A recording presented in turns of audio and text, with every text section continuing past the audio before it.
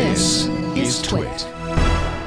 Consumer and child advocacy groups say Google's YouTube Kids app involves deceptive marketing aimed at children under the age of 5, and they're asking the Federal Trade Commission to investigate. The app launched on iOS and Android in February. Elizabeth Weiss is a reporter for USA Today, and she joins us now. Welcome to you, Elizabeth. Hey, thanks so much for having me. I didn't pronounce your name right. It's Weiss, isn't it? Think geese, yes. Yes, okay. Well, thank you so much for joining, and sorry for messing up your name. Now, before we get into the news, can you tell us what YouTube Kids is and how it works? So basically, it is an app that you download, and I've actually talked to parents. If you can kind of, it basically runs an endless stream of short videos that are mesmerizing for kids under the age of 5. I mean, you look at it as an adult and you're like, you'd really have to be on some serious drugs for this to be fun. But if you're 3, it's great. I've talked to parents who love it. It's a curated series of channels on this app that Google's put together. They've got some nice parental controls so that you can make it so kids can't search and get off of the app, which is useful because if they're in the back seat, it's surprising how quickly they can end up places you don't want them to end up.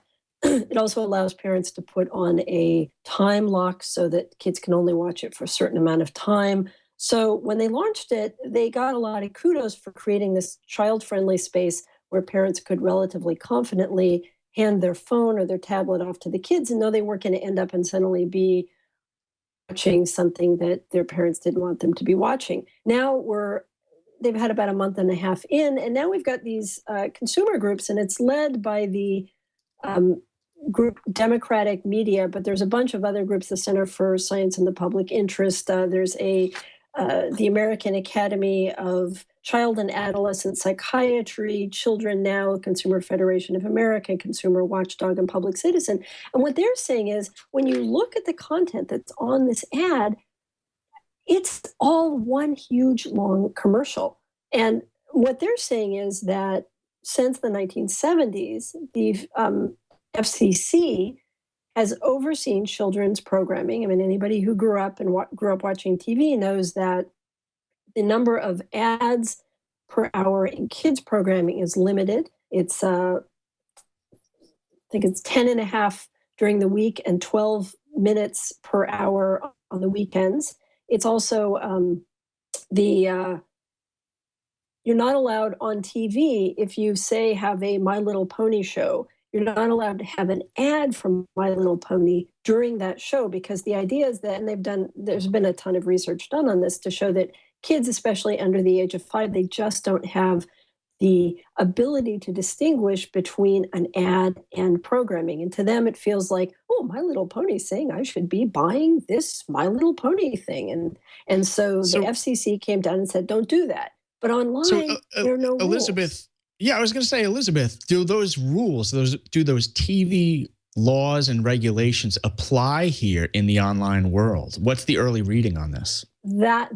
So far they don't. And that's the issue. The FCC is only concerned with broadcast media. Clearly, an app on your iPhone is not broadcast media. And so what's interesting, and this is going to be interesting to watch as it progresses over time, this coalition of groups didn't go to the FCC. They went to the Federal Trade Commission, because the Federal Trade Commission is involved in advertising. And what they're saying is we've had 40 years of regulation from the FCC's standpoint on how we regulate advertising to kids. The FTC now needs to move that to the online realm and look at what are we allowing people to market to kids. Now, Google, it's kind of an interesting back and forth. That Google was sending me emails this morning because they were saying, we feel like they're just trying to shut us down, and that it's not fair that good content shouldn't be available to people,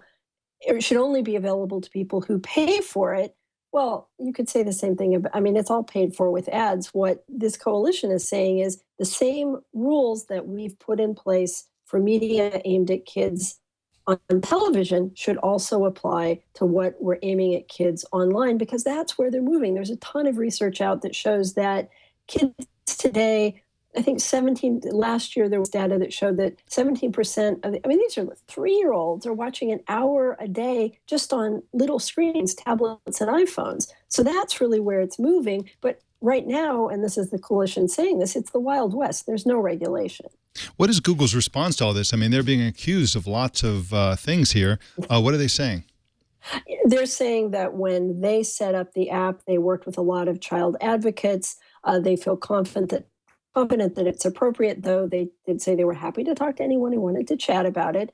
And they're also making that, they're trying to make it a case that advertising has to pay for these things. Otherwise, you would have to put it behind a paywall. And the only way to really make it available to everyone is to have something like this, which is ad supported.